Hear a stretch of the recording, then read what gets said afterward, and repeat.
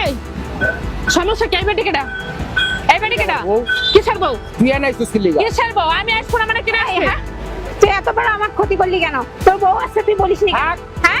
বিয়ে করার সময় আমার কোনো বউ টৌ নাই, তাইলে এখন বউ বের হইলো কিভাবে? আমি তোর নেই কেন? আমার বাড়ি রংপুর। লোকটি পুরো হাতে নাতে ধরা খেলো।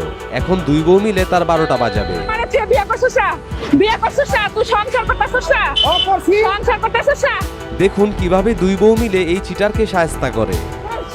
চল মানে বস বস এরা মিলা সব ফেলা এটা গোমা মা ছ ছ ছ হ্যাঁ ছ গয়ডা গড়া করে বিয়ে করা সাত বিদায় শিক্ষা দাও বিয়ে করা শিক্ষা করে কয় হ্যাঁ বিয়ে করা শিক্ষা করে কয় নষ্ট করলি হ্যাঁ তোর আমি বিয়ে করতে বসলাম। আমরা প্রথমে ভেবেছিলাম এখানে সম্পূর্ণ দোষ এই লোকটির, কিন্তু এই ঘটনায় লোকটির কোনো ভুল ছিল না। তাকে শুধু শুধুই এই ভরা বাজারে অপমান করা হলো।